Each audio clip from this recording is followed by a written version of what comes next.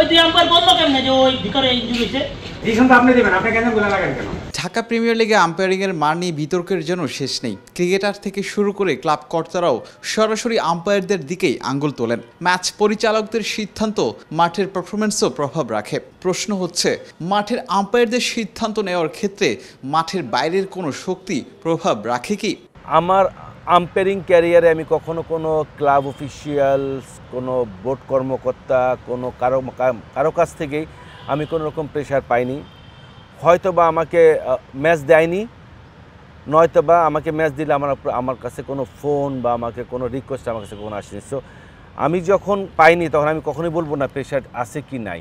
তবে হ্যাঁ, আপনাদের মাধ্যমে শুনি হ্যাঁ প্রেশার আছে, বা ওরা যখন কথা বলে প্রেশার থাকে, বাট আমি বলতে পারবো না আসলে কি প্রেশারটা আছে কি নাই। কারণ কি আমি কখনো যেটা আমি নিজে কখনো অনুভব করিনি বা যেটা আমি ফিল করিনি সেটা নিয়ে আমি আসলে কথা বলা আমার জন্য ঠিক হবে না। বছরের পর বছর একই মানের আম্পায়ারিং করে যাচ্ছেন আম্পায়াররা। মান বাড়াতে তেমন একটা উদ্যোগ নিতে দেখা যায় না কাউকেই। বিতর্কহীনভাবে ম্যাচ পরিচালনা করা কি কোনোভাবেই সম্ভব নয়? এর জন্য কি কোনো সমাধানই নেই?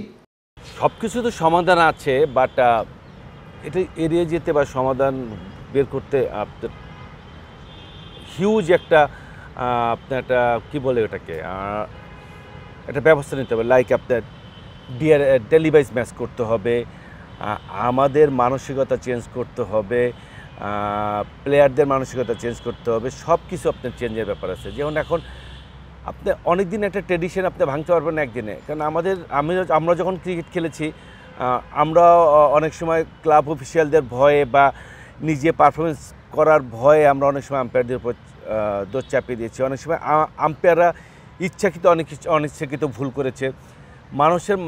সাধারণ মানুষের মনের ভিতরে আম্পায়ারদের প্রতি একটা নেগেটিভ একটা ধারণা রয়েছে। ওয়ালটন এয়ার কন্ডিশনার এক্সচেঞ্জ অফারে স্প্লিট এসিতে 23,000 টাকা পর্যন্ত নিশ্চিত ছাড়।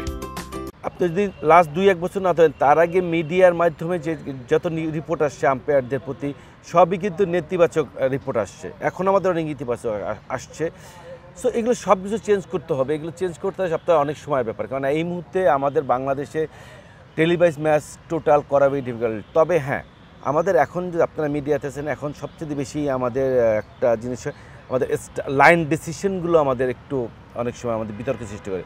তো আমি মনে করি যে আমাদের বোর্ড যদি একটু চেষ্টা করে, আমাদের এখন সবগুলোই আপনার রেকর্ডিং হচ্ছে খেলা, আমাদের লাইন ডিসিশন যদি আমাদের 2টা ক্যামেরা দিয়ে একটা টিভি অ্যাম্পের দিয়ে দেয়, তাহলে আমার মনে হয় এই বিতর্ক জায়গায় 20% 30% লোক কমবে। এবং লাস্ট 1-1.5 বছরে আম্পায়ারদের পারফরমেন্সের জন্য সাধারণ মানুষের মনে নেতিবাচক প্রভাব একটু কমেছে। এখন একটু তারা হলো পজিটিভ চিন্তা করে।